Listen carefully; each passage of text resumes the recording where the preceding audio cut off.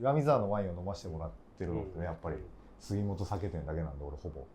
いやだから近藤さんのワインとかもそうですけど、まあブルースさんとこのあの自社畑のやつとか、もうここじゃないとやっぱ飲めないですよね、基本。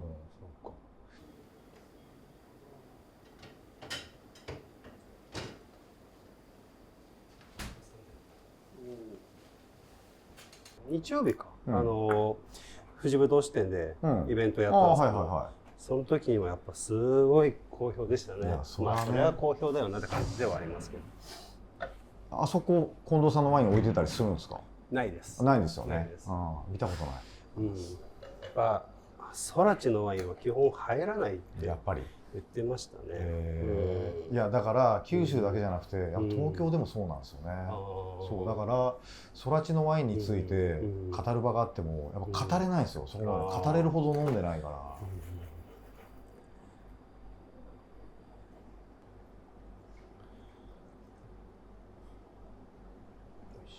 ちょっと僕も飲みながら。これはソービニョンブランがしたいですね。三笠の畑。はい。タプコプ。一部も精子も使ってるはずなんですけどね。まあタプコプっていうね畑。あそこの山自体はタップ山っていうんですよ。滝沢、宮本、近藤、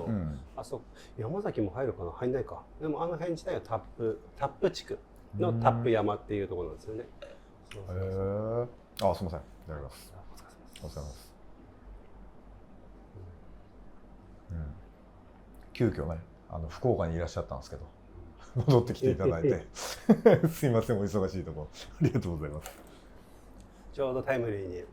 北海道のワインイベントやったんで、やっぱ反応が良かったですね。やっぱ気持ちよくなりましたね。いやだってそれはもうまあ東京もそうですけど、岩見沢とかのワインってやっぱり飲めないですよね。そうですね。なんでまあ今回は空知多めに持ってったんですよね。で、まあ正直余市のワインは、まあ九州とかでも酒屋経由で買えるっちゃ買える。まあもちろん数は少ないです。もちろんですけど、まあなので、高彦さん、まあ頻繁に飲めるわけじゃないけど、例えば富士ぶどう支店にもあったりはするし、モンさんなんかも入ったりはする。けどやっぱ空知のワインは入んない。まあギリブルースさんって言ってましたね。これはやっぱ数の問題なんですか？生産量もあるし、北海道限定とかが多いんですか？いえ、限定って作ってるわけではないです。ただその空知の生産者さん、まあ空知のまあ一括りにするわけじゃないですけど、やっぱブルースさんだったり近藤さんだったり、っていう方、まあ中澤さんもそうなのかな、っていう方々はどちらかというと地元中心に飲んでもらいたいっていう気持ちがあるようで、でなので例えば近藤さんのワインなんかは、栗山&アムっていう栗山にあるのかのイタリアンのお店なんですけど、そこに行けば大体 100% 飲めるっていう。あ、そうなんですか。そういうお店あるんですか？岩見沢に。はい。それ知らなかった。そうなんですよ。あとはブルースさんのワインなんかは味どころさん行けば、味どころってそこも栗山かな、に行けばほぼ飲めるっていう。そこを中心に多めにおろしてて、そういうところで飲んでもらいたいっていうのがあるみたいですよ。それは北海道の人たちは知ってんですか？その情報。どうでしょう。でも栗山&アムなんかは北海道の人も含め結構その観光の方も近藤さんのワイン飲みたいって言って、まあなかなか公共の機関では行けない場所なんですけど、行って飲んでる方は多いですよ。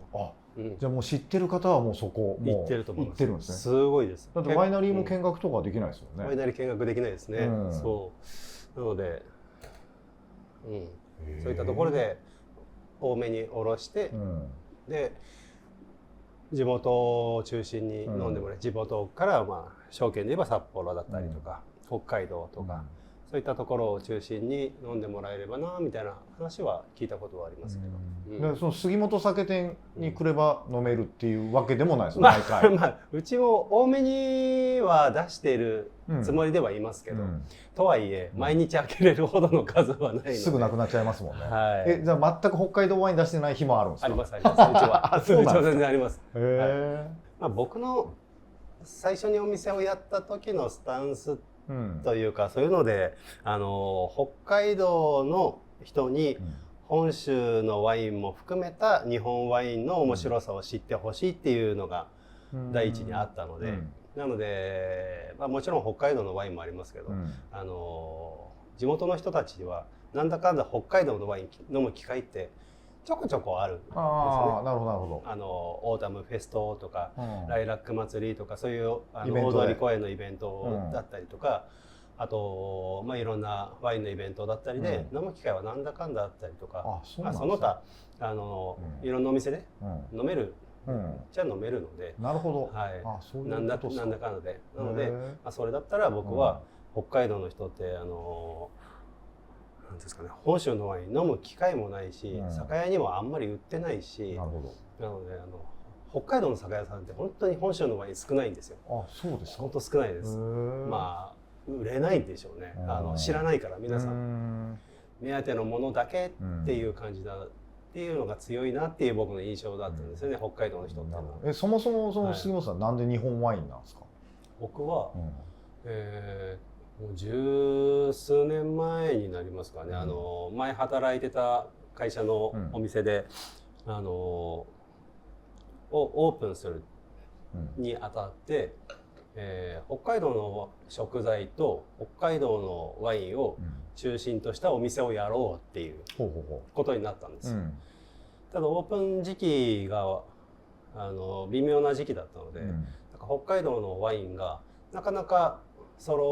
品揃えというか、難しいタイミングでどうしようという、とりあえず、言い方悪いですけど、その場しのぎで本州のワインでも入れとくかみたいな、軽い気持ちで、それまではもうほとんど外国のワインしか取り扱ったことなかったので、世の中の方のほとんどが十数年前は外国のワインばっかり、日本ワインなんてみたいな、日本ワインはちょっと高くて美味しくないんでしょっていう印象があったと思うんですよね、少なからず。僕もそれに近いものがあったんで、あまり手を出してこなかったんですけど、たまたまそういう機会で仕入れてみて飲んだらうまい、こんなに美味しいんだということで、そこでびっくりして、でそれからですね、その時になんか印象に残ってるワインってあります？吉花ですね。吉花シャルドネ。ちょうどおとつい畑に初めて行ったんですよ。行ったんですね。なんかやっぱ念願というか、いやなかなかやっぱいけないですもんね。そうですね。そういうなんか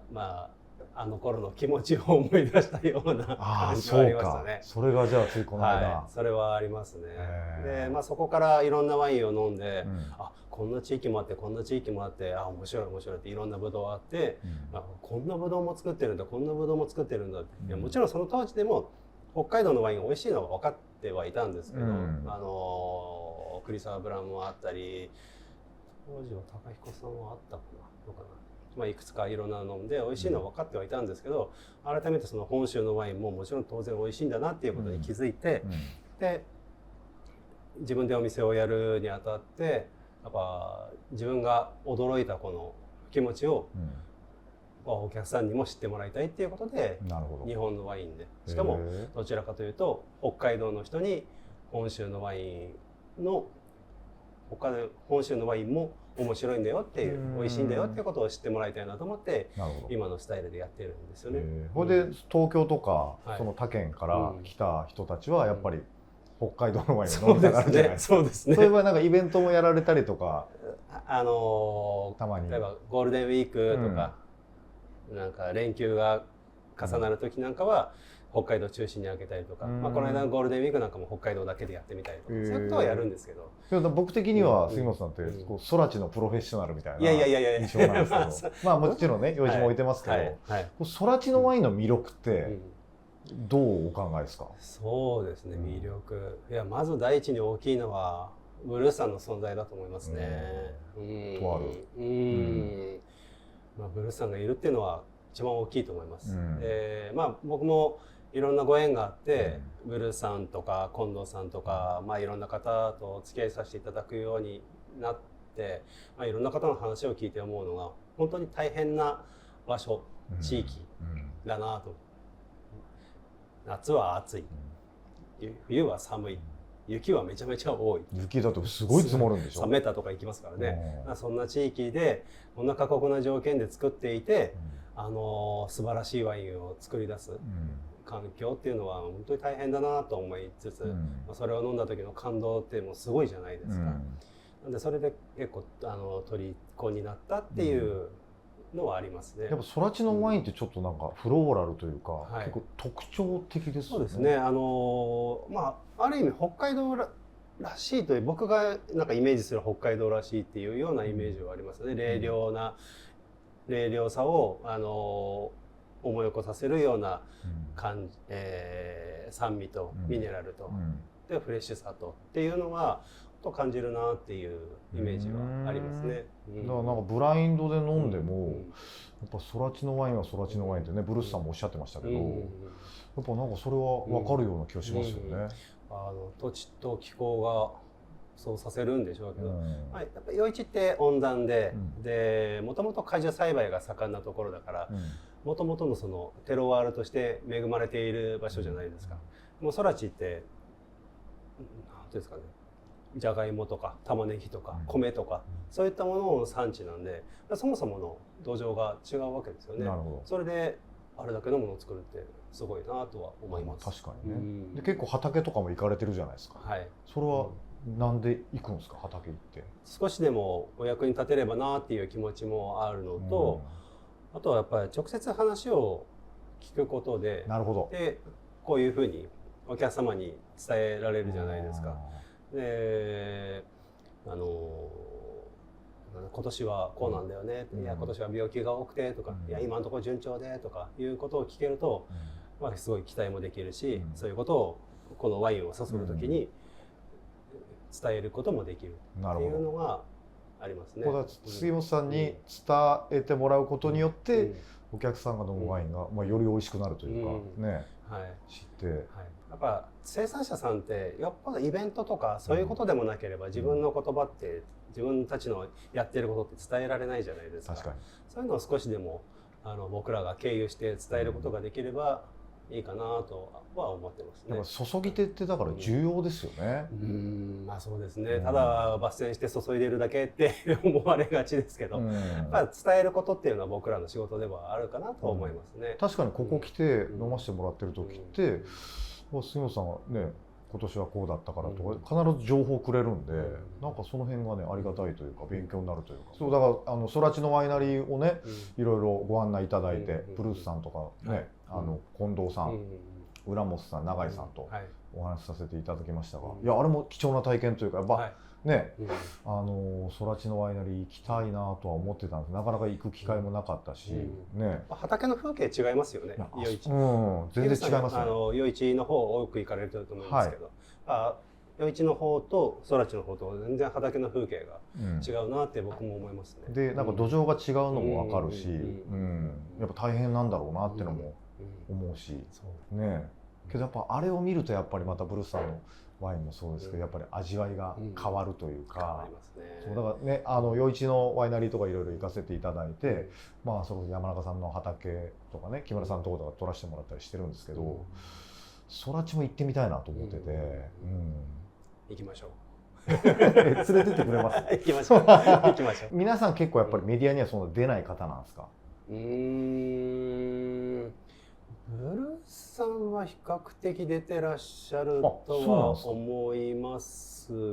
けど、まあワインのイベントだったり、まあ東京とかでもよくイベントあったりするじゃないですか。そういうのにもちょこちょこ出てらっしゃる感じはありますけど。なるほど。やっぱ皆さんそんなに表に出たがるような目立ちたがり屋な方ばっかりじゃないので。そうなんですか。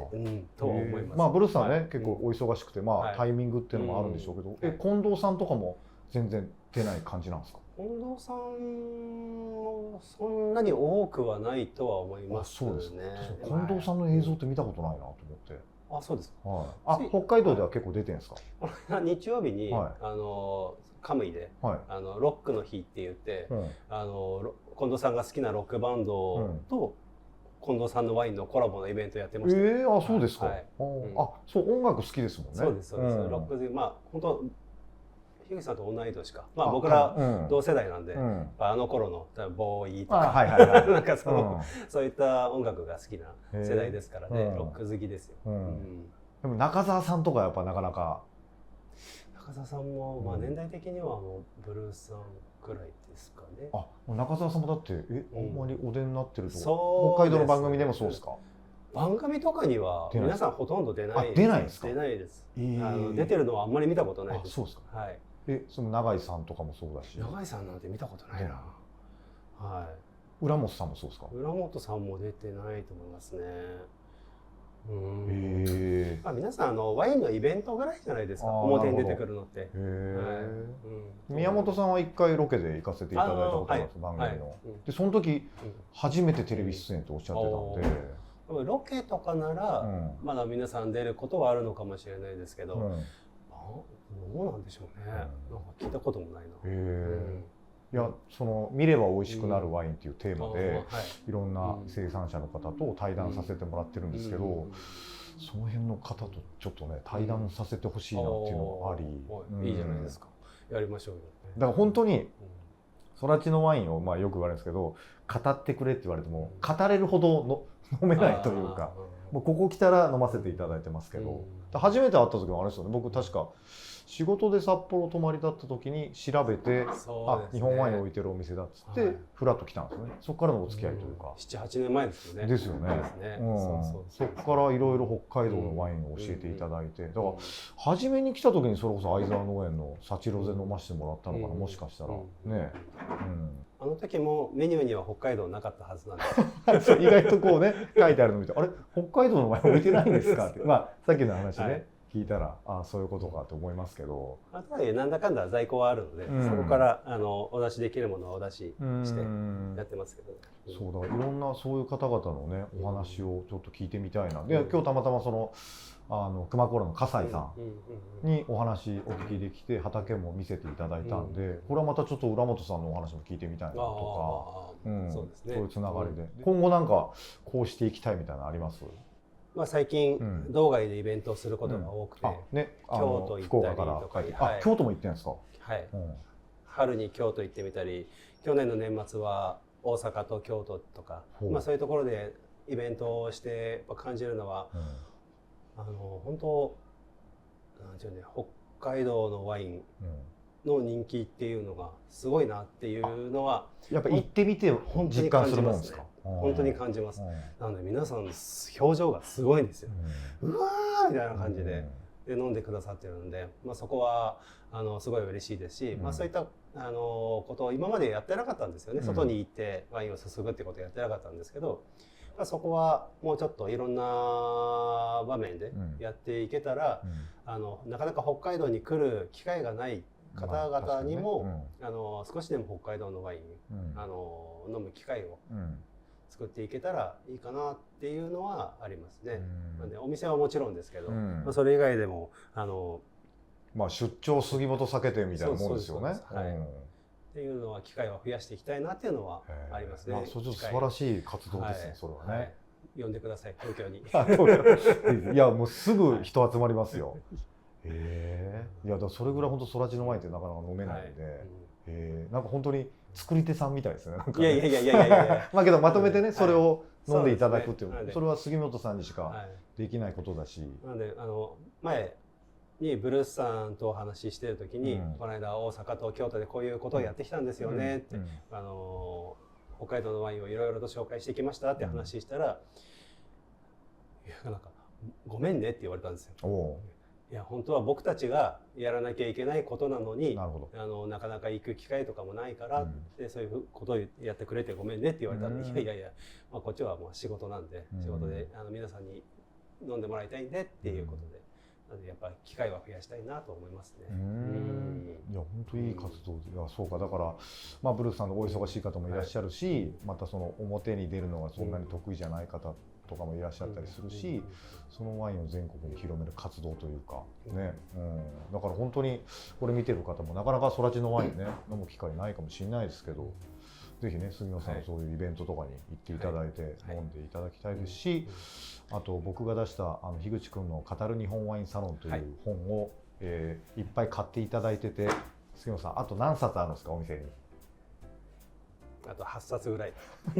あと8冊ありますので、ぜひサイン入りでございます、お買い求めください。杉本酒店に来れば買えますんで、よろしくお願いします。すみません、今日はありがとうございました。いえ、こちらこそありがとうございました。